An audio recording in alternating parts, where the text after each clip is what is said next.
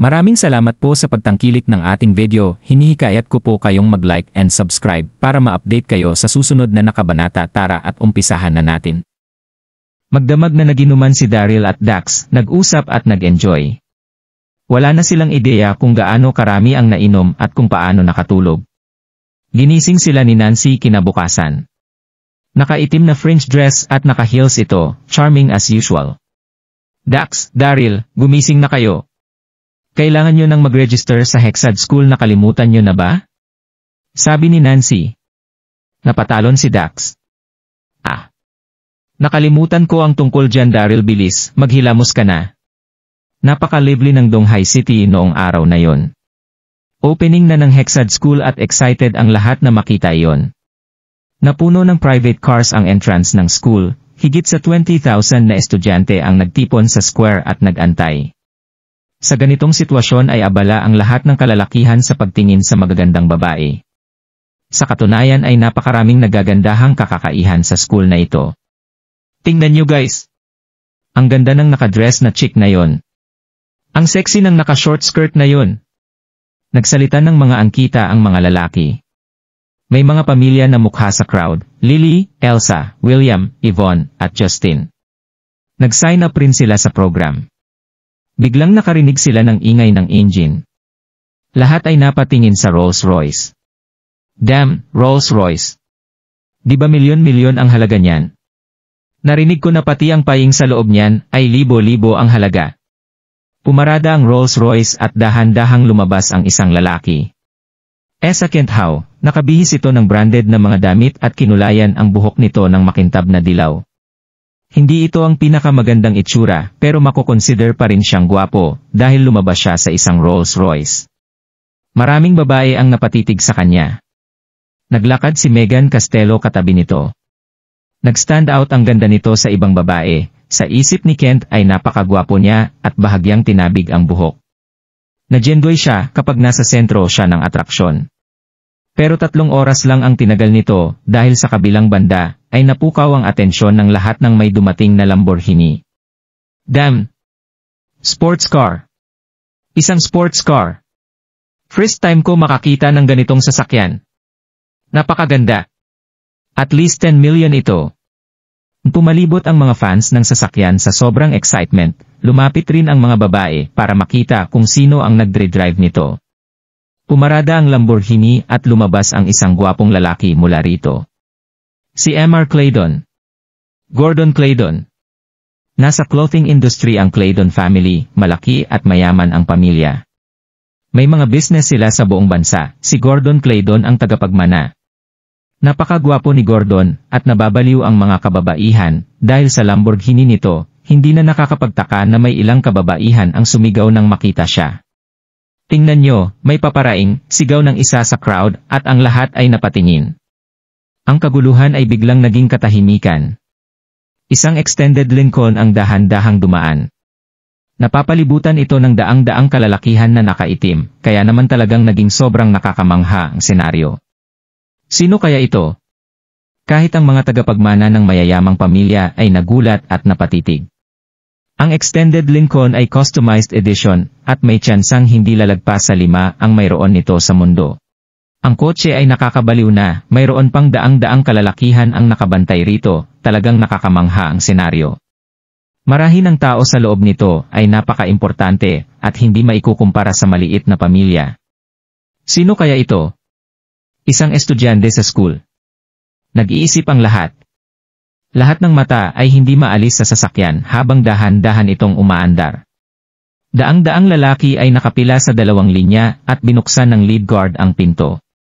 Isang sexy at napakagandang babae ang lumabas sa Lincoln. Nagpigil hininga ang lahat. Ang ganda! Napakaganda niya! Sa isip-isip ng lahat. Nakabihis ito ng mahaba at itim na dress at nakakapaglabas ng air of style ang elegance. Nakakaakit ang katawan nito, hindi lang ang ordinaryong kalalakihan ang nakatingin sa kanya, pero pati na rin ang mga mayayaman ay napatitig ng hindi kumukurap. God! Papasok rin siya dito, may isang sumigaw sa sobrang excitement, at ang lugar ay muling nagkagulo. Ang pamilya Newman mula sa Kyoto ay isang malaking pamilya na may mahabang history, mayroon silang properties at businesses sa buong lugar. Hindi lang iyon, ang ilan sa miyembro ng pamilya ay elders ng Chanshan School. Walang nag-akala na ang tagapagmana ng pamilya Newman ay pupunta roon. Napakaganda ni Sir Newman. Masaya akong mamamatay makatabi lang siya ng isang gabi, sabi ng isa sa kanila. In your dreams? Wala siya sa ligi natin. Sagot ng isa sa kanila. Habang nag-uusap-usap ang mga ito, may isang staff member ang nagpaskil ng listahan ng pangalan sa board. Ang class arrangement ay lumabas na. Sigaw ng isa sa mga estudyante. Nakalagay sa listahan kung sino-sino ang magkakasama sa mga klase. Nagpuntahan ang lahat sa board. May isang private car ang pumarada, lumabas dito sina Dax at Daryl. Damn it, bakit napakaraming tao? Nasa isip ni Daryl. Nagulat siya sa dami ng tao sa square. Grabe ang traffic papunta rito, at inakala niya na hindi masyadong crowded sa school pero mali siya. Ang school na ito ay binuo ng siksek, majestic lahat kahit ang gate, may haba itong 40 meters. Sa kaliwang banda ng gate ay may nakaukit na siksek, habang ang The Hexad School naman ang nasa bandang kanan. Damn it, Dari. Nailabas na ang listahan, tingnan na natin. Sabi ni Dax. Masyadong maraming tao, inabot rin sila ng ilang sandal bago nakita kung saang class sila mapupunta. Hahaha, Daryl, nasa parehong class tayo. Kasama rin natin ang dalawa kong pinsan. 4 tayong magkakasama sa iisang class. Natatawang sabi ni Dax. Muling tiningnan ni Daryl ang listahan at nakita nito na magkakasama nga sila sa Year 1 Class 16. Daryl. Tawag ng pamilyar na boses. Isang tao ang may pamilya na itsura ang naglakad palapit kay Daryl, si Lily. Lahat ay napatitig rito at napaisip ang lahat ng kalalakihan kung sino-sino ang mga maswerteng lalaki ang makakasama nito sa class. Huminto ito sa harap ni Daryl at hinila ang kamay nito. Daryl, galit ka pa ba sa akin? I'm so very sorry. Napakaliit ng boses nito at si Daryl lang ang makakarinig noon pero hindi niya ito sinagot. At ayaw rin itong kausapin si Lily. Lily, nandito ka rin? Haha! Bati ng papalapit na si Dax. Kahit na lubos siyang nasugatan dahil kay Lily ay mapapatawad niya pa rin ito dahil asawa ito ni Daryl. Sanders. Nagulat si Lily nang makitang normal ang paglakad ni Dax. Hindi ba't nasaksak siya ng kutsilyo ng higit sa 30 times? Bakit parang walang nagyari? Napakagat ng labi ang nag-iisip na si Lily. Dax, I'm so sorry dahil sa gabing yon, bulong nito. Bago pa siya matapos ay tumawa si Dax na para bang binaliwala ang mga nangyari. Wala lang yon. Parang kapatid ko na si Daryl kaya syempre ililigtas kita kapag nakita kong nasa kapahamakan ka. Haha! Hindi masyadong naging awkward ang eksena dahil sa mga tawa ni Dax. Ngumiti si Lily at tumingin kay Daryl, pero hindi pa rin ito kumikibo sa kanya kaya naman nagsimula na siyang magpanik. Daryl, please, huwag ka nang magalit sa akin. I'm really sorry, sobra, pagmamakaawa ni Lily, nagkagat labi rin ito sa kaba. Huminga ng malalim si Daryl habang wala pa ring emosyon ang mukha nito. Hindi siya nagkukunwaring galit, totoong galit pa rin siya rito. Buong buhay niya ay lagi siyang mapagkakatiwalaan bilang best friend. Dati ay marami siyang kaibigan noong nasa pamilya Darby pa siya. Pero ang mga kaibigan na ito ay tumakbo at nagtago sa kanya noong naalis siya. Mula noon ay hindi na siya naniwala sa pagkakaibigan hanggang sa makilala siya si Dax, ang best brother na mahihiling niya. Pero nasaksak at lubos na nasugatan ito ng dahil kay Lily at halos mabawian ito ng buhay. Paano niya mapapatawad si Lily? Biglang may mapanlait na boses ang nagsalita mula sa likuran. Tingnan mo nga naman, di ba't ito yung walang kwentang manugang? Bakit hindi ka nalang maglinis ng bahay, at bakit ka nag-sign up sa school na to? Napakunot si Daryl at tumingin, si Kent ang nagsalita, at kasama nito si Megan na nasa likuran. Nakabihis ito ng mahaba at hapit na dress at na heels rin ito kaya naman kita ang sexy nitong hubog. Ninisya ni Daryl si Kent, ano ngayon? Sinong nagsabi na hindi pwedeng mag-sign up ang isang walang kwentang manugang? Pumunta sa likuran ni Kent ang ibang rich kids. Wala namang nagsabi, pero yung fact na nandito ka ay makakapagpababa sa reputasyon ng school. Simon up, everyone, Ang taong ito ay isang walang kwentang manugang, haha. Sigurado akong narinig niyo na ang tungkol sa kanya. Malakas ang boses ni Kent nang sinabi niya ito. Pinakamalaking joke sa buong Donghai City ang kasal ni na Daryl at Lily. Hindi na nakapagtiis pa si Megan, hinila nito si Kent. Pwede bang tumahimik ka? Nandito si Megan hindi para mag-aral. Bilang leader ng Criminal Investigation Team, wala siyang oras para mag-aral. Nandito lamang siya para papasukin si Kent. Pero nagsasabi lang ako ng totoo. Sinong hindi nakakaalam na isa siyang walang kwentang manugang? Pagtanggi ni Kent. Napangiwi lang si Daryl pero hindi na ito sumagot. Pero ang katabi nitong si Dax ay hindi na nakapagpigil pa. FCK off Kent. Anong problema mo? Sigaw nito. Damn it, gusto niya ng suntok. Sa isip-isip ni Dax habang nagpipigil na bugbugin si Kent. Nakapagpigil si Daryl ng galit pero hindi si Dax. Dinuro nito si Kent. Tumahimik ka. Nakakainis ang boses mo. Nagulat si Kent nang kampihan ni Dax si Daryl. Napahiya pa ito dahil nasigawan sa harap ng maraming tao. Dax, bro. Nilalait ko lang si Daryl. Sa tingin ko ay wala ka ng pek doon, sagot ni Kent. Sa katunayan ay isa sa pinaka-makapangyarihang pamilya sa Donghai City, at ayaw ni Kent na ma-offend ito. Tumigil ka. Mas lalong nainis si Dax sa pagsagot ni Kent. Walang warning na sinuntok nito si Kent sa mukha. Napasigaw si Kent dahil instant na namaga ang kaliwang mata nito. Wala nang oras para makareact pa, nang biglang sinipa ni Dax ang binti nito kaya naman agad itong napaluhod. Ang lahat ay nagulat, walang nagtangkang pigilan si Dax. Lahat ng taga Donghai City ay alam na mainitin ang ulo nito, maituturing na maswerte kung masusuntok ka nito kaysa sa masaksak nito. Napagaan ang loob ng nanonood na si Daryl, pero hinila pa rin ito palayo si Dax. Dax, okay lang. Huwag mo nang aksayahin ang oras mo sa isang clown na gaya niyan. Kahit na kay Daryl nanggaling ang mga salitang iyon ay nagbigay pa rin ito ng isang malakas na sipa kay Kent. Ang sipa ay tumama sa ulo ni Kent kaya napahiga ito sa sahig na parabang isang aso na kumakain ng putik. I'm so sorry, sabi ni Daryl na nagkunwaring aksidente lang iyon, sabay pa sikretong ngumiti. Hayop ka Daryl! Sigaw ni Kent. Sobrang nainis ito at napahiya, pero hindi na siya nakaisip pa ng sasabihin. Daryl, Dax, tama na yan. Nagpapadyak sa gitna nila ang naka-heels na si Megan. Nasa entrance tayo ng school, bakit kayo nag-aaway? Tulungan ni Megan si Kent para makatayo. Fiant niya ito kaya hindi nakakatuwa para sa kanya na panoorin itong mabugbog. Naging malapit na magkatrabaho sina Megan at Dax. Habang sikat sa bad reputation si Dax sa buong syudad, si Megan naman ay kilala sa pagiging pinakamagandang pulis. Paminsan-minsan ay nagkakasalubong sila ng landas, parang street king si Dax sa Donghai City pero hindi siya pwedeng arestuhin ni Megan hanggat wala itong ginagawang ilegal. Dumura si Dax sa sahig habang naglalakad sa gilid. Damn it, hiningi niya yan. Umiyak si Kent nang walang lumalabas na luha. Napakasakit ng suntok na natamo nito at umiikot pa rin ang kanyang ulo. Hindi na siya nagtangkang magsalita pa kahit sobra na siyang nainis. Napabuntong hininga na lang si Megan nang makitang naglakad na papalayo si Dax, hinila nito ang kamay ni Daryl at dinala sa bandang gilid. Bakit mo ko hinihila? Tanong ni Daryl. Tumigil si Megan noong malayo na sila sa mga tao.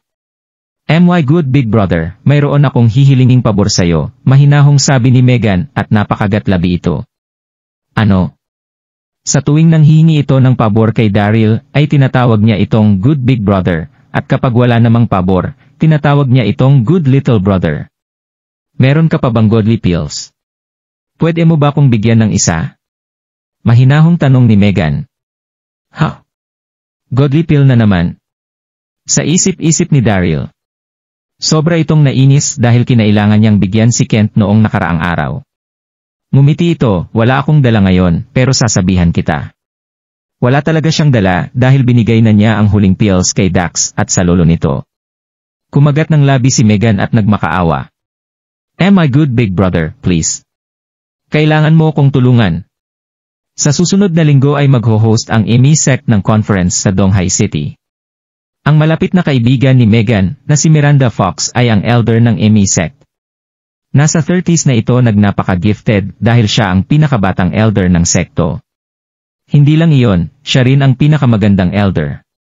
Na-stock na siya sa pagiging level 5 General Master ng sobrang tagal. Alam ni Megan na matutuwa ito kapag binigyan niya ito ng godly pill sa conference.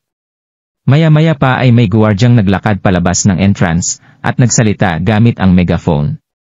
Makinig kayong lahat. Attention! Handa na ang mga klase kaya pumunta na kayo sa school at sa na-assign na classroom para sa inyo. Matapos iyon sabihin ay libo-libong estudyante ang nagtungo sa entrance. Nakakatakot ito, parang tsunami, pero nakakamangha sa malayuan. Ang lahat ay excited dahil alam ng lahat na kapag nag-aral ka doon ay siguradong maganda ang magiging future mo. Damn it! Papasok na silang lahat. Nasa isip ni Daryl. Dali-daling bumalik si Daryl.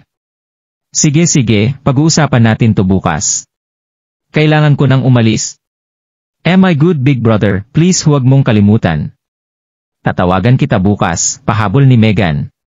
Mayroong hindi bababa sa 10,000 ang na-assign sa iba't ibang classroom ngayong taon. Na-assign si Daryl sa classroom 16, ito ay nasa 3rd floor. Nang makarating na siya sa classroom, ay halos nakuha na ang lahat ng upuan. Lahat ng estudyante ay sobrang na-excite at napakaingay sa loob ng classroom na para bang nasa palengke ang mga ito. Hindi naman nakakagulat na nakaka-excite talagang mag-aral sa Hexad School. Daryl, halika! Narinig ni Daryl na may tumawag sa kanya. Malaki ang ngiti ni Dax habang kumakaway ito. Nakaupo ito sa gitnang raw. Ngumiti si Daryl habang papunta siya roon.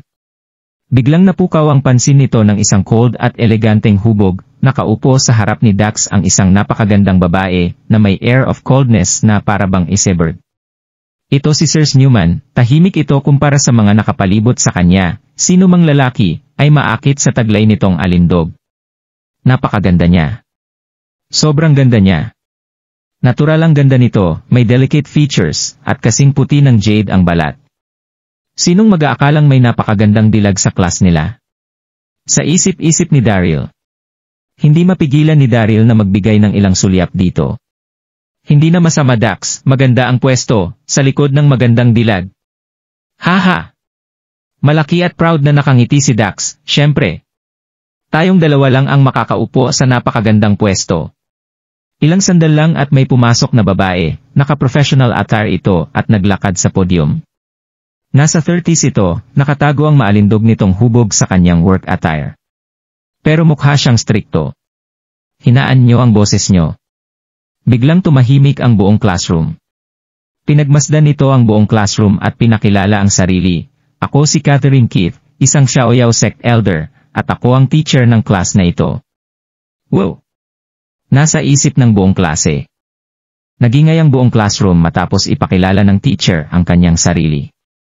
Na-excite ang mga lalaking estudyante, sinwerte ang mga ito, hindi lang dahil sa classmate nila si Sir Newman, pero napakaganda ng teacher na maghahandle ng class. Miss Catherine, napakaganda niyo po, may boyfriend na kayo? May bagtanong sa bandang likuran. Nagdagdag pa ng sinabi ang karamihan sa mga lalaki sa pagtatangkang makipag-flirt sa teacher. Lalo na ang mga rich kids na nasanay makuha ang gusto nilang babae. Si Ryan Nicholas ang nagsalita sa back row, nagbukas ng mga supermarket ang pamilya nito sa Donghai City. Ang nasa podium na si Catherine at nagtaas ng kamay at itinuro si Ryan. Tumayo ka. Malaki ang ngiti ni Ryan nang tumayo ito, wala siyang ideya kung ano ang mangyayari. Nalipitan ito ni Catherine, may dala itong stick. Malamig ang pagkakatanong nito, nakapag-aral ka na ba sa school? May nakapagsabi ba sa iyong irespeto mo ang mga teacher?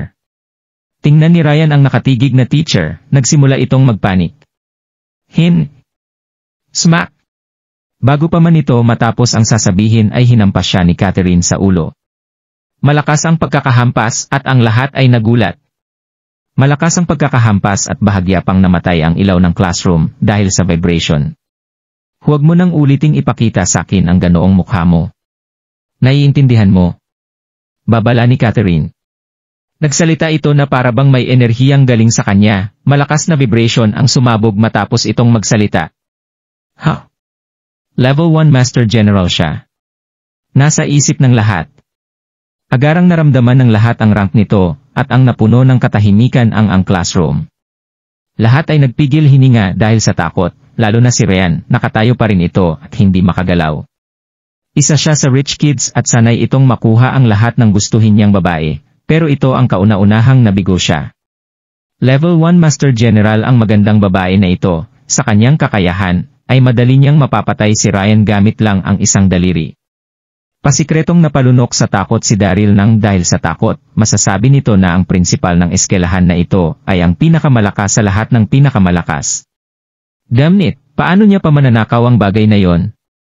Siguradong mapapatay siya kaagad, nasa isip ni Daryl. Habang naiisip niya iyon ay unti-unti siyang nadismaya. Lumabas ka at tumayo sa harap ng pinto. Pag-utos ni Catherine. Hindi na nagtangkap ang magsalita si Ryan, na nakahawak sa namamaga at masakit na ulo nito at sumunod na lamang. Lahat ay mukhang takot, sino ba naman ang magtatangkang magsalita kung ang teacher napakastrikto. Bumalik na ito sa podium at pinagmasdan ang buong klase. May isa pa, ang mga estudyanteng nag-aaway kanina sa lobby, tayo. Nakakbingi ang katahimikan, ang iba ay pasikretong tingin kay Dax. Lahat ay nakita ang naging kaguluhan nina Dax at Kent. Pero nanatiling kalmado si Dax, sino ang may gustong umamin matapos ang nangyari sa classroom? So, hindi nyo gustong ipakita ang mga sarili nyo? Sabi ni Catherine habang nakaturo ito kina Dax at Daryl. Kayong dalawa, tingin nyo ay makakatakas na kayo? Tayo. Damn it, napabulong si Dax ng masasamang salita, pero mistulang walang fake ito dahil sa malamig niyang ekspresyon. Tumayo rin ang katabi nitong si Daryl. Ikaw si Dax Sanders, di ba? May reputasyon ang pamilya mo sa Donghai City. Lolo mo si Saul Sanders, ilang taon na ang nakalipas nang binuo niya ang kanyang pamilya na nagmula sa wala at tanging mga kamay niya lang ang meron siya at nakapagdala ng karalangan sa pamilya. Sa ngayon ay magagawa ng pamilya Sanders ang lahat ng gustuhin nila sa Donghai City, walang nagtatangkang subukin ka, tama ba ako? Sabi ni Catherine. Bakit ang dami niyang alam? Nasa isip ng lahat. Nang sandaling iyon ay napahinga ng malamig ang lahat, gulat ang mga mukha nito. Blanco itong tiningnan ng nasurpresang si Dax. Bakit ang dami niyang alam tungkol sa akin? Sa isip-isip ni Dax. Nagpatuloy si Catherine, sasabihin ko na sa inyo, nag-research ako patungkol sa inyong lahat bago pa man nagsiluma ang klase.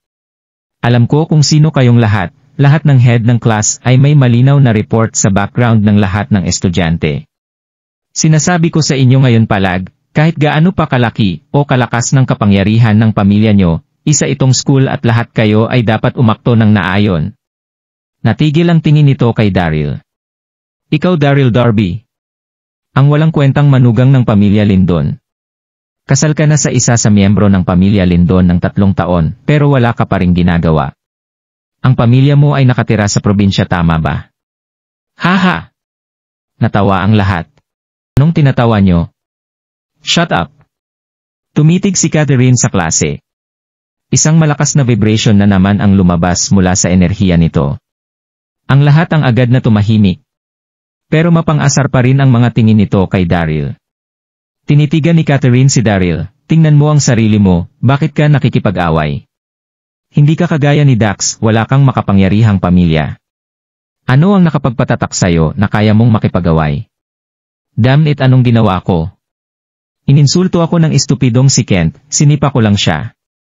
Nasa isip ni Daryl pero hindi ito nagsalita. Nagpatuloy si Catherine. Wala akong pakialam kung sino kayo. Lahat kayo na nasa klaseng ito ay magkukultivate at hindi gagawa ng kaguluhan. Kayong dalawa ay nakipag-away sa entrance, sa unang araw niyo rito, hindi kayo marunong rumispeto, bumaba kayong dalawa, at tumakbo ng 100 laps. Ha? 100 laps?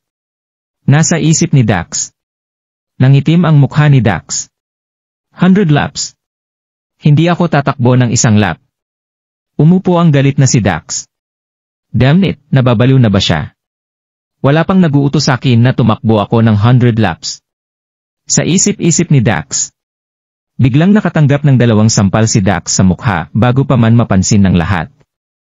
Slap! Slap! Naglakad palapit si Catherine at sinampal niya ito.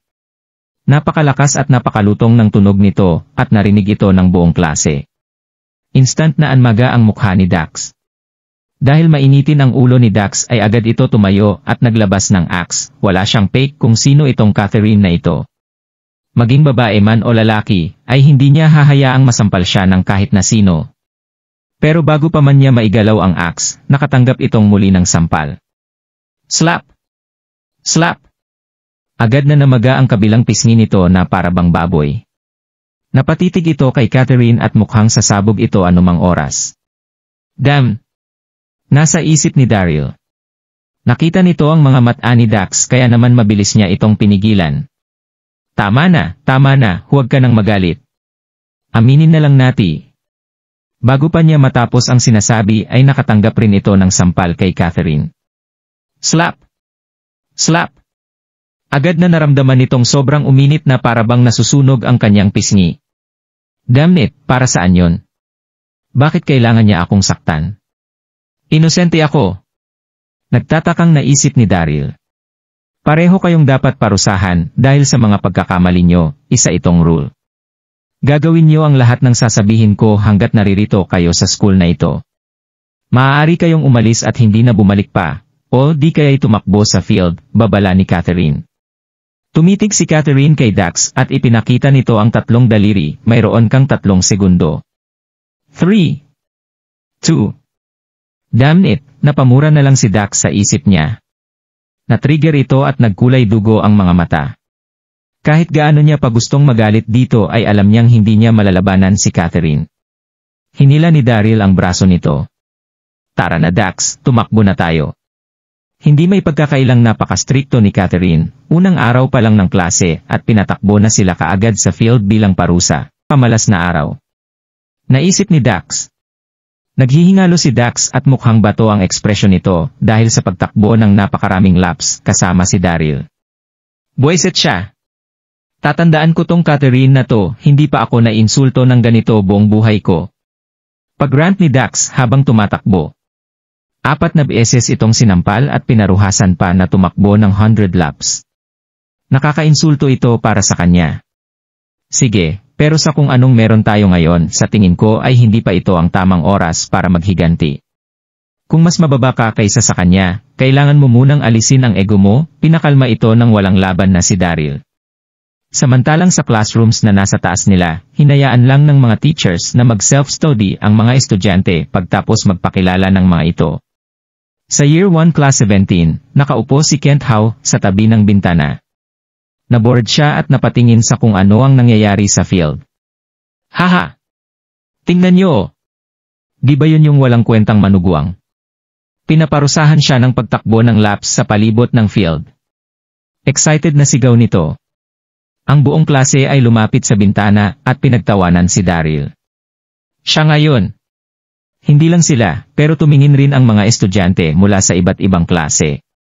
Nakakatawa nga naman na parusahan ka sa unang araw pa lang ng klase. Hindi rin nakapagpigil na makinuod sina Lily at Yvonne. Ngayong araw ang opening ng Hexad School, ito rin ang unang araw ng klase. Pero ilan lang sa mga sikat ang nasa itaas ang pangalan. Nasa pinakaitaas ang pangalan ni Sir Newman dahil siya ang tagapagmana ng pamilya Newman. Kaagad itong naging popular dahil sa napaka-makapangyarihan nitong background at dahil na rin sa napakaganda nitong itsura. Wala halos sa lahat ng lalaki ang hindi nagkakagusto rito. Ang pangalawang sikat na nasa listahan ay si Gordon Claydon. Nasa fashion industry ang pamilya nito kaya naman magaling itong pumustura. Hindi lang iyon, marami ring nagkakagusto rito dahil sa napakagwapo nitong itsura. Natural lang na maging pinaka-popular sina Sirs at Gordon bilang lady at gentleman sa school. Ang sumunod sa listahan ay walang iba kundi si Daryl. Hindi dahil sa pagtakbo nito ng 100 laps, kundi dahil kilala ito bilang isa walang kwentang manugang. Narinig ng lahat ang balitang 3 taon na nitong kasama ang asawa pero hindi niya pa ito nagagalaw. Sinong mag-aakalang magiging isang joke si Daryl sa buong school bago pa man matapos ang araw. Dahil ngayon ang unang araw ng school, walang nakaschedule na klase at nagtapos ang araw ng hapon. Wala pang kalahating oras ay nakaalis na ang halos lahat ng estudyante sa complex, pero 3:00 na ng hapon natapos nina Dax at Daryl ang 100 laps. Hayop, pagod na ako. Pag-angal ni Dax habang palabas ng school, balot ito ng pawis, basang-basa ang damit nito. Hinawakan nito ang balikat ni Daryl. Mag-shower tayo kung san man, Haha! Napaka maalalahanin mo naman. Tinanggap ni Dax ang bote at ininyom ito nang may malalaking lagok, naglabas ito ng refreshing na pagbuntong hininga pagtapos. Hindi tinanggap ni Daryl ang tubig at hinila ang braso ni Dax. Dax, maghanap tayo ng pwedeng pagliguan. Nagpanik ang napakagat-labing si Lily.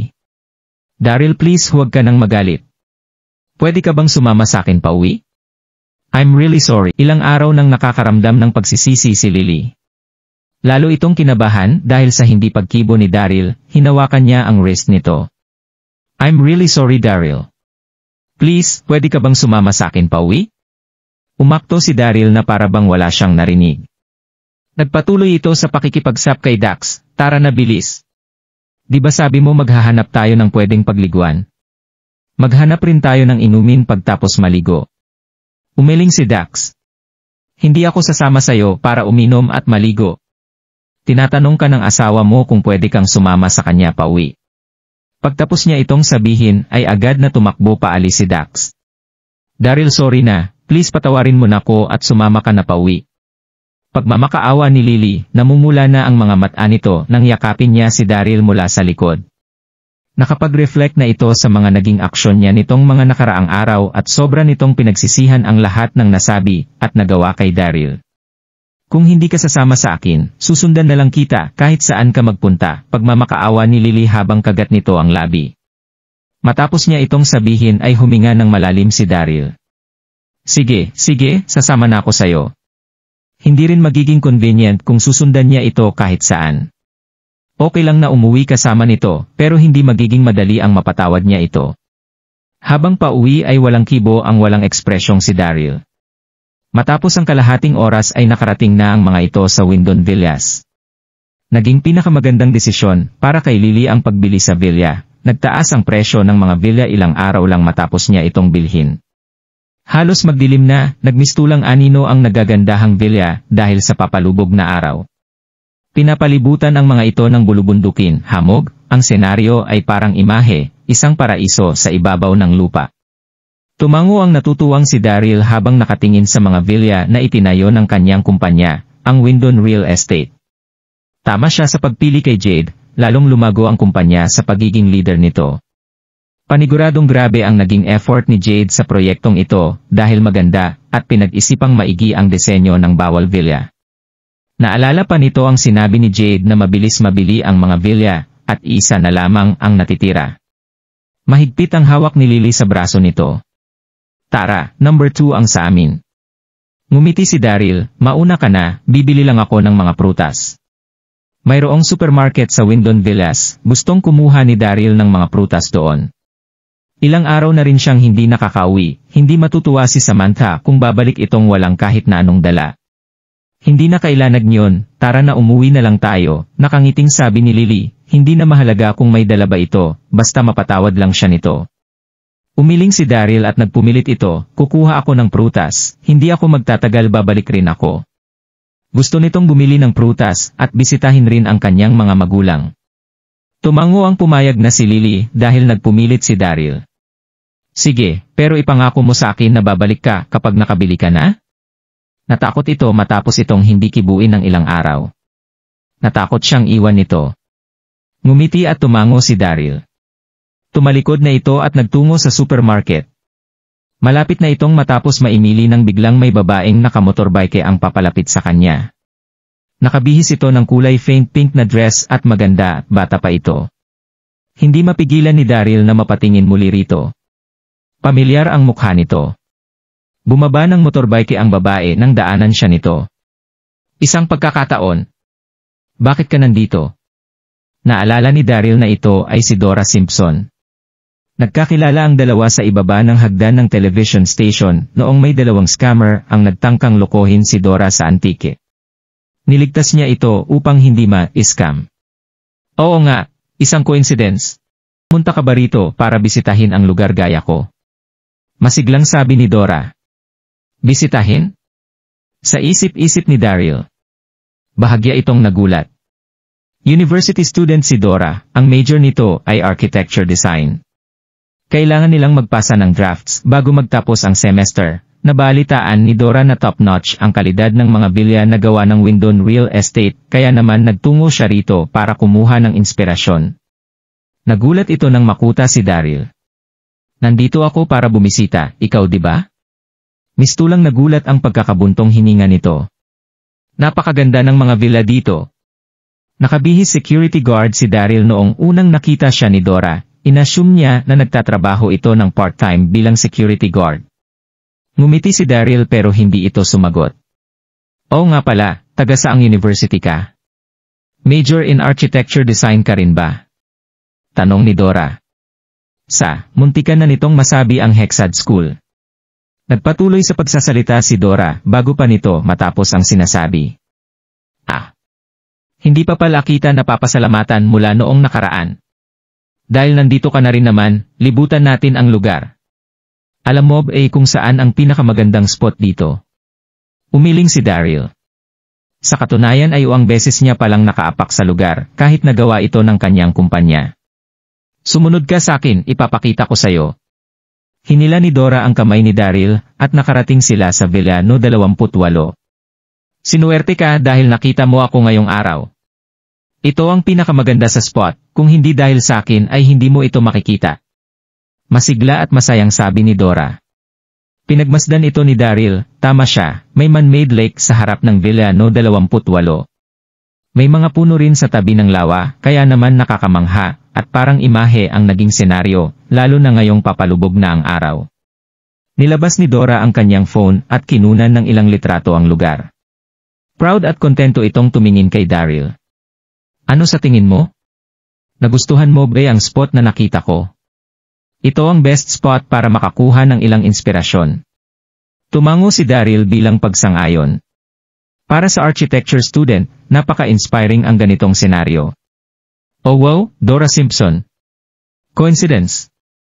Biglang may nagsalita mula sa kanilang likuran. Nang lumingon sila ay nakita nila ang isang babae hindi malayo sa kinatatayuan nila. Average ang itsura nito, halos 5'6" ang taas, at nakapusturang pang streetwear, may suot itong peres ng AA sa mga paa. Lisa Hill. Tinawag ito nang nagulat na si Dora. Naging kaklase niya ito at hindi ito nanggaling sa mayamang pamilya, pero sa itsura niya ay mukhang marami na itong naging kasintahan na mayayaman sa loob ng 3 taon na nag-aral ito sa universidad. Naatawang suminghal si Lisa at tinuro si Daryl. Ito ba ang boyfriend mo? Ika nga nila, nagkakasundo ang magkakaparehas na mga tao. Dora, mahirap lang ang pamilya mo at nakahanap ka ng kasintahan na kasing hirap mo. Ang mga taong kagaya nyo ay hindi makakabili ng ganitong klase ng bahay. Alam nyo ba kung magkano per square foot ang mga bahay na ito? Mahinahong nagsalita si Dora habang namumula ang pisngi, bumisita lang ako, kami dito. Suminghal si Dora, TSK, TSK, TSK. So pumunta kayo rito para bumisita. Hindi ginagawa ng tama ng mga security guard ang trabaho nila, dahil hinayaan nilang makapasok ang mga kagaya niyong nakasuot ng mumurahing damit. Ikaw, walang masabi si Dora. Kapag nasa universidad sila ay lagi itong inaasar ni Lisa dahil siya ay mahirap lamang. Hindi ito makapaniwalang magkakaksalubong sila ngayong araw. Oot ama Dora, di ba pumunta ka para bumisita? Anong point kung nasa labas lang kayo ng villas? Pwede ka namang bumisita at pumasok sa villa ko mamaya. Sabi ni Lisa, pagtapos ay lumingon ito sa matabang lalaki. Napakabait sa akin ni Jack, bibilhan niya na ako ng villa dito. Mamaya ay may mag-a-assist sa amin para magtingin-tingin. Ngumiti si Dora at magalang na tumanggi. No, thanks. Gusto na lamang nitong umalis kaagad sa lugar. 3 taon na siyang binubuli ni Lisa, kaya naman nasanay na ito. Minsan pa ay sumisigaw si Lisa sa klase. $10 lang ang sapatos ni Dora. O di kaya minamata nito si Dora kapag may bago itong damit at sisigaw, mukhang mumurahin ang suot niya. Hindi na kayang makita pa ni Daryl ang mga nangyayari, bumuntong hininga ito at nagsalita, tingin ko ay halos sold out na ang lahat ng villas. Sobrang late na para bumili ka, no 99 na lang ang natira, at napakamahal nun. Ang bawat square foot ay 200,000 bucks, maraming tao ang sumusbok na bilhin yon. Muling suminghal si Lisa, "O Dora, napakadami naman palang alam ng boyfriend mo. Alam mo bang ang general manager ng Windon Real Estate ay pinsan ng boyfriend ko? Siya ang nagmamanage ng lahat at ibebenta niya sa amin ang no 99 nang may bawas na 40%. Ano na? Inggit ka? Wala namang point para mainggit hindi kailanman makakabili ng ganito ang mga taong kagaya nyo. Jade ang matabang lalaking ito. Maganda si Jade kaya nakakapagtakang may pinsan itong napakapangit at taba. Sa isip-isip ni Daryl. Umiling si Daryl. Lisa at Jack tama. Umuwi na kayo, makikinig sila sa akin, hindi namin ipagbibili sa inyo ang no 99. Nagulat si Lisa, dinuro nito si Daryl at pagalit na nagsalita. Makikinig sayo. Anong sinabi mo? Na hindi mo ibebenta ang villa sa amin? Hindi ba staff member ka lang dito? TSK, TSK, TSK, sabi ng gaba. Security guard ka dito, hindi ba? Kailan pa nagkaroon ng karapatan ang security guard na tanggihan ang buyer Malakas at malinaw ang boses nito at pumalibot sa kanila ang mga nakarinig. Namula ang pisngi ni Dora, hinila nito si Daryl. Umalis na lang tayo. Huwag muna kayong umalis. Tatawagan ko ang pinsan ko at tatanggalan ng trabaho ang security guard mong boyfriend. Natatawang sabi ni Jack. Tinawagan nito si Jade at agad naman itong sumagot. Jade, pumunta ka rito, urgent. Sabi ni Jack. Please, huwag kang tumawag. Nagpanik si Dora. Napagtanto nitong nandito si Daryl hindi para bumisita, baka nga isa itong part-time security guard sa lugar. Hindi siya pwedeng mawala ng trabaho dahil sa akin.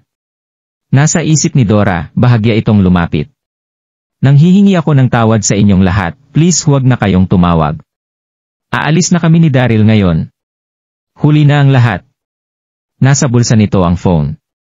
Ganito na lang, lumuhod kayo ng boyfriend mo sa harapan ko at magmakaawa. Hindi ko na siya ipapatanggal sa trabaho at gagawin ko siyang head ng security. Kailangan ko ba talagang lumuhod? Ngumiti si Daryl. Oo, lumuhod ka. Hindi na kita ipapatanggal kung luluhod at magmamakaawa ka, sabi ni Jack.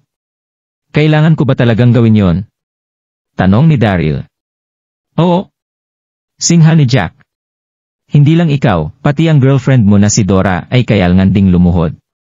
Sumasagot-sagot ka pa sa akin kanina at ininis mo ako, aalisin kita sa trabaho kung hindi ka luluhod sa sahig. Habang nagsasalita ito ay mayroong papalapit na isang sexy na babae, nagmamadali ito. Si Jade. Nakasuot ito ng puting shirt at hapit na formal skirt na nagapakita ng kaakit-akit nitong kurbada. Nasa malapit lang ito kanina kaya naman agad itong pumunta nang tumawag si Jack dahil sa urgent na nangyayari. Jade. Lumapit dito ang nakangiting si Jack. Tumango si Jade at nagbigay tingin kay Lisa. Kilala niya ang kanyang pinsan bilang babaero. Narinig nito na naghahanap si Jack ng villa, kaya nilaan niya ang no 99 para dito at binyan niya pa ito ng discount, kaya naman naging reasonable na ang presyo nito. Jade, bastos ang gwardyang ito. Tanggalin mo na siya. Tinuro nito si Daryl. Sinundan nito ang direksyon ng daliri ni Jack at nakita ang nakatinging si Daryl. Si sinong security guard? Nagulat na tanong ni Jade. Siya. Tinuro ni Jack si Daryl. Jade, alisin mo na siya ngayon. Nakakdiri siya at bumababa ang class ng lugar na ito kung mananatili siya ditong magtrabaho. Slap! Itinaas ni Jade ang kamay at sinampal ng malakas si Jack. Itikom mo ang bibig mo. Nanginginig sa galit si Jade habang naglalakad ito palapit kay Daryl. Daddy. Ha? Gulat na gulat si Jack. Nasa 20s pa lang si Daryl. Paano siya naging daddy? Ngumiti si Daryl kay Jade. Nakakamangha ang pinsan mo, gusto niya akong humingi ng tawad sa kanya. Ano sa tingin mo? Luluhod ba ako? Biglang nagblangko ang isip nito, kinilabutan ang buong katawan at nagmistulang jelly ang mga binti. Hindi niya mapigilang tumingin ng masama kay Jack, lagi na lang nagdudulot ng problema ang pinsan niyang ito. Bago pa man magsalita si Jade ay agad na lumuhod sa sahig ang namumutlang si Jack. Bro sir, nagkamali ako. Napaka-ignorante ko sa bastos na pananalita ko sa'yo. Please, patawarin niyo ako, nautal na sabi ni Jack. Nagpapanik si Jack. Ngayon ay nakikita ng lahat na hindi isang security guard si Daryl. Mukhang siya ang may-ari ng Windon Real Estate, at dahil tinawag itong daddy ng kanyang pinsan, maaari niya lamang itong tawaging sir. Maya-maya pa ay napakunot si Lisa, at sinundan si Jack na lumuhod sa sahig. Namuti sa putla ang mukha nito at kinilabutan ito dahil sa kaba, hindi rin ito makapagsalita. Sino siya? Nasa isip ng isang napadaan lamang. Nagulat ang mga napadaan na nakapalibot, hindi sila makapaniwala at nagpigil hininga. Ha? Di ba ako ang pinapaluhod mo? Bakita ikaw na ngayon ang nakaluhod? Inasar at tiningnan ni Daryl si Jack. Sir, nagkamali ako. Please patawarin niyo ako. Nahihiyang ngumiti si Jack. Tumingin rin ito kay Jade at umaasang tutulungan siya nito. Daddy, paano? Anong dapat gawin natin? Kinagat ni Jade ang labi at maingat na nagtanong. Upang maging patas, mahirap basahin ang ekspresyon ni Daryl. Mukha itong ngumingiti pero hindi talaga, kaya naman mas lalong kinabahan si Jade. Si Daryl ang nagbigay rito ng kung anong meron siya ngayon, maaaring matanggal siya sa trabaho kung magagalit si Daryl. Nang makita ang kinakabahang si Jade, ngumiti si Daryl, paano ko malalaman? Di ba pinsan mo siya? Ikaw na ang magdesisyon. Pasikretong nagbuntong hininga si Jade. Hindi galit si Daryl kaya hindi na masama. Tumingin ng masama si Jade kay Jack. Ano pang ginagawa niyo rito? Alice! Tumayo ang nanginginig at napatulalang si Jack. Nalungkot at nadismaya ito dahil inaasahan niyang makukuha niya ang susi ngayong araw at mag-enjoy kasama ni Lisa. Pero ganito ang nangyari. Kasalanan to ni Lisa dahil sa pagiging gold digger nito. Sa isip-isip ni Jack. Mahina ang boses ni Lisa nang magtanong ito habang naglalakad palayo, saan na tayo pupunta ngayong gabi? Damn you! Pumunta ka kung saan mo gusto, umalis ka na. Hindi na kita gustong makita kahit kalian. Sigaw ni Jack. Kung hindi dahil sa walang kabuluhan nito ay wala sanang ma-offend si Jack na hindi niya kayang bayaran. Nadala pa nito sa kaguluhan si Jade, inalis nito ang kamay at naglakad palayo. Habang si Dora ay curious na nakatingin kay Daryl, sino siya? Ayaw nang maglibot ni Daryl kaya nagpaalam na ito kay Dora at bumili ng mga prutas sa supermarket. Masaya itong humini habang naglalakad pauwi. Pero nang nakatapak na ito sa villa, ay agad na lumabas ng kwarto si Samantha. Nagalit ito nang makita si Daryl, hindi ka ba nahihiyang pumunta dito? Iniwan mo ang anak ko at kailangan mo pang magnakaw para mabuhay. Nagpunta rito ang kapulisan para balitaan sila sa nangyari noong nagnakaw ito ng cellphones. Nakakahiya ang pangyayari para kay Samantha. Napatingin ito fruit basket na dala ni Daryl. Hindi ako kakain ng prutas na galing sa ninakaw na pera. I-divorce mo na ang anak ko bukas ng umaga na iintindihan mo. Pangungutya ni Samantha. Ngumiti si Daryl at nanatiling tahimik. Sa 3 taon, nasanay na si Daryl sa masasakit na salita ni Samantha, kaya hindi na ito naapektuhan. Nilagay nito ang fruit basket sa lamesa, at pinagmasdan ang villa. Napakaganda nito kumpara sa dati nilang tirahan. Nakita ni Samantha ang kalmadong mukha ni Daryl at sumigaw, kinakausap kita. Narinig mo ba ako? Bingi ka ba o bobo? Matagal na hindi umuwi ang basurang ito, nakalimutan niya na paano gumalang, nasa isip ni Samantha. Dali-daling lumabas ng kwarto si Lily. Ma-please huwag kang gumawa ng gulo. Pinabalik ko siya dito. Nagkamali ata ng dinig si Samantha. Anong nangyari kay Lily? Bakit niya pababalikin ang basurang ito? Pagtataka nito. Bakit mayroon akong bigong anak na gaya mo? Bakit mo mamimiss ang basurang yan? Di ba binigyan ka ni Donoghu ng maraming regalo noong nakipagkita ka? Sabi pa ay nakakamangha siya. Bakit nakipagbalikan ka sa basurang iyan? Singha ni Samantha. Namula si Lily sa hiya, hindi niya sinabi kay Samantha ang nangyari nitong nakaraan. Hindi niya ito gustong mag-alala, nasa isip pa rin ito na mabuting tao si Donoghu. Ma, huwag mo nang babanggitin si Donoghu. Hindi ko iiwan si Daryl. Nagpapanik na si Lily. Na-trigger si Samantha. Dahil iba ang kinikilos ni Lily, napag-isipan nitong kutayin si Daryl. Daryl, sabihin mo nga sa akin. Anong drugs ang pinainom mo sa anak ko? Bakit hindi siya makapag-isip ng diretsyo? Ngumiti si Daryl pero hindi ito sumagot. Kalmado itong umupo sa sofa at hindi naapektuhan sa pagsigaw ni Samantha. Nagpadyak si Samantha ay hinila si Lily. Sumama ka sa akin sa kwarto.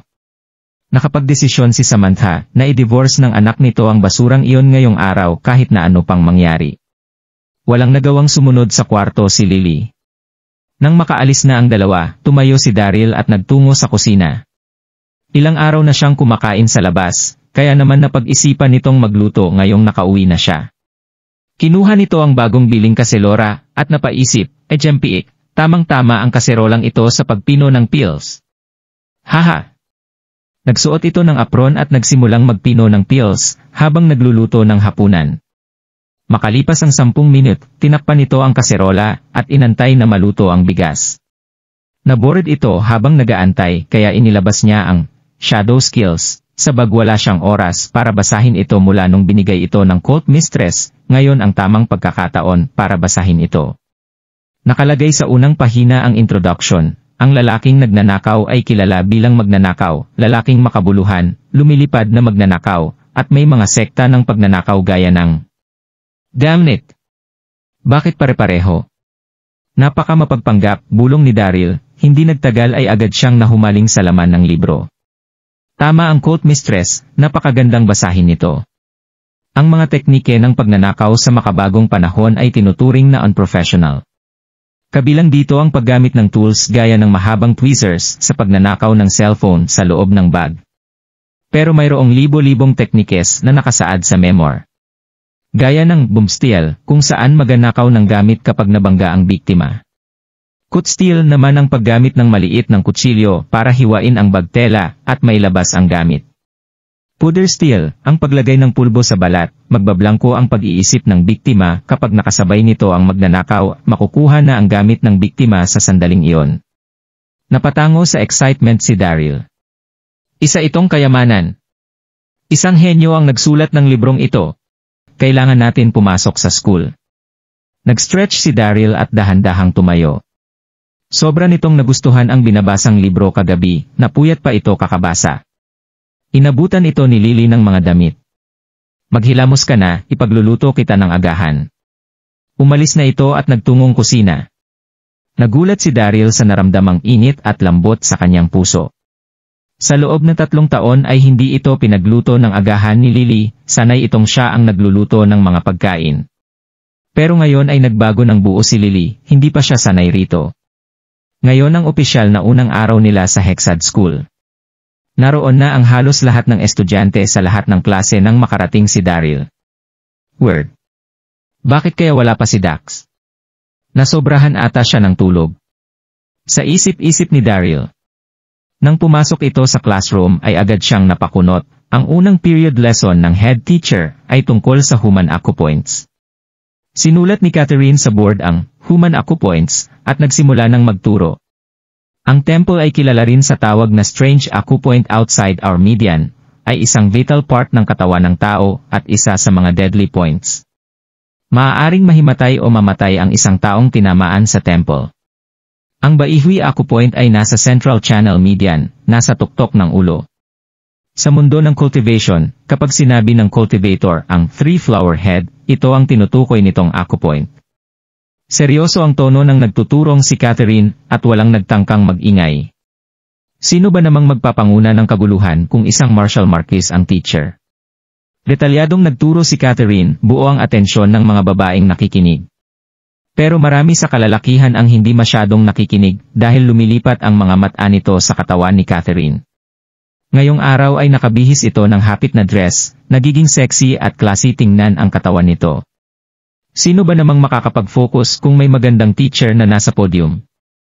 Upang maging patas, maganda ito, pero hindi iyon ang pinakakaakit-akit sa kanya. Kundi ang pagiging level 1 martial marquis, ang nakapag-stand out sa kanya sa lahat ng naggagadahan kababaihan. Wala sa mood si Daryl na i-admire ito, kabado itong nakahawak sa cellphone. Anong nangyari? Bakit wala si Dax dito? Nasa isip nito pagtapos mag-send ng mensahe kay Dax. Hindi nagtagal ay umilaw ang phone nito, at nakitang may mensahe galing kay Dax. Daryl, si Nancy, ito may nangyari, nasa ospital ngayon si Dax. Ha? Ospital naman? Nasa isip nito. Nangitim ang mukha ni Daryl nang mag-send ito ng reply. Anong nangyari? Bakit siya dinala ulit sa ospital?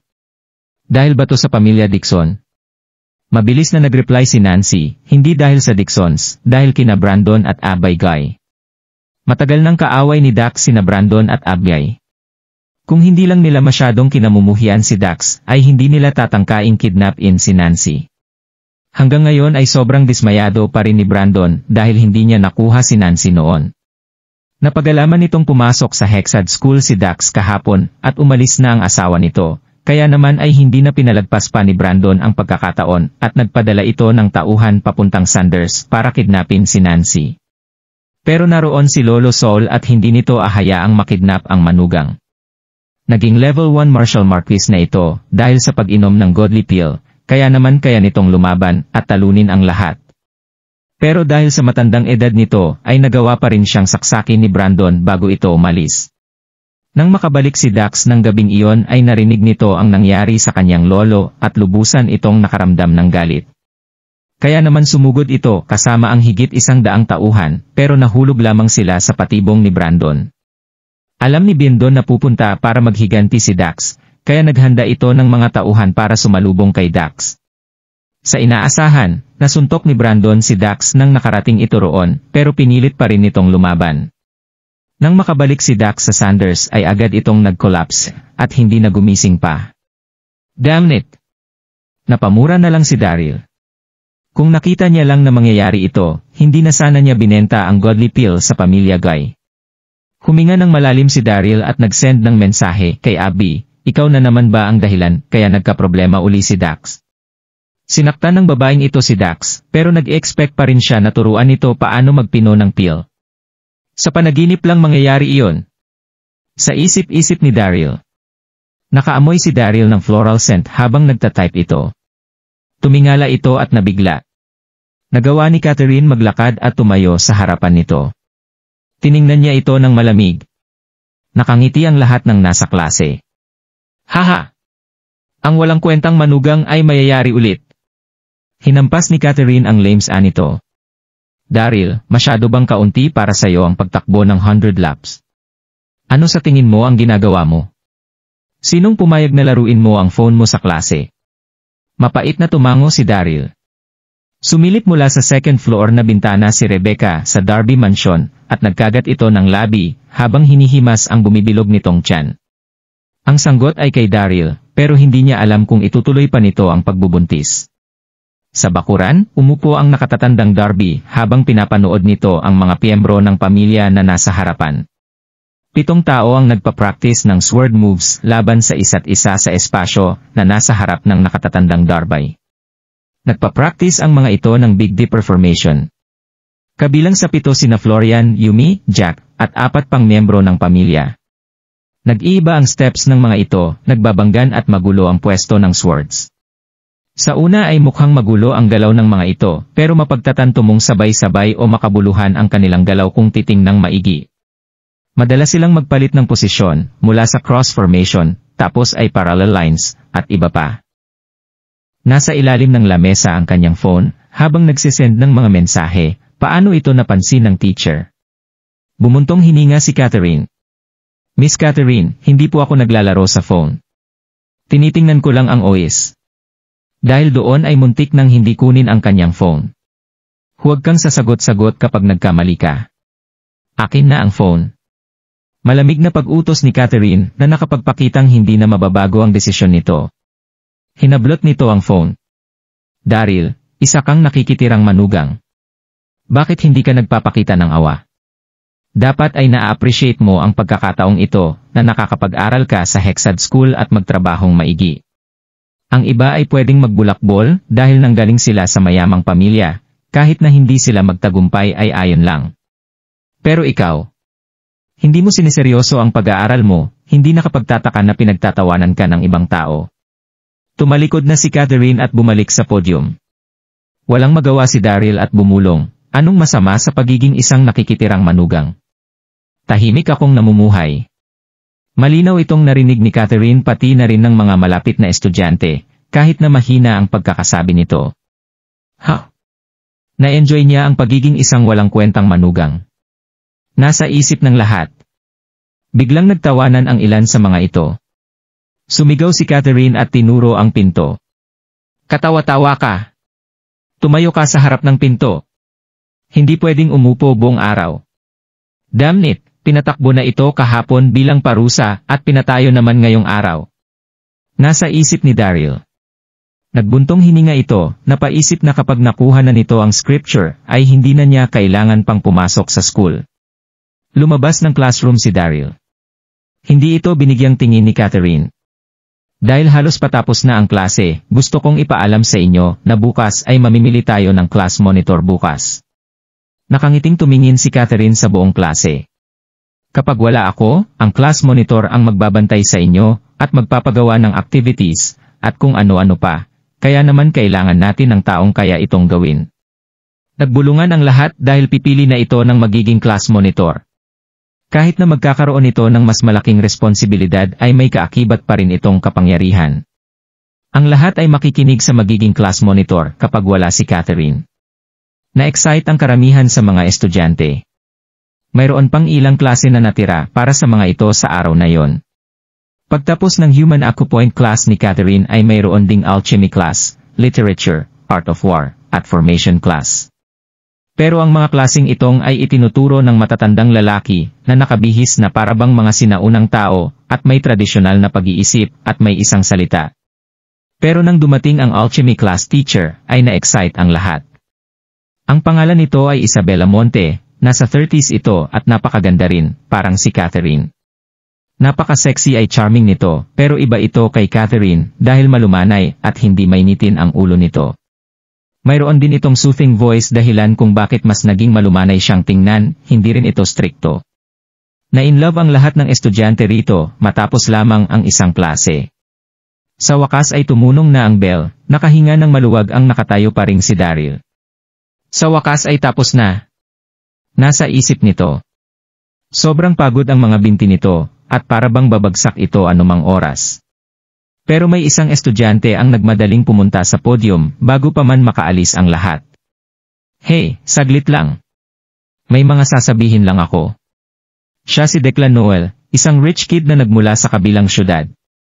Klinaro nito ang kanyang lalamunan at malakas na nagsalita, mukhang itinadhana na mapabilang tayong lahat sa iisang class.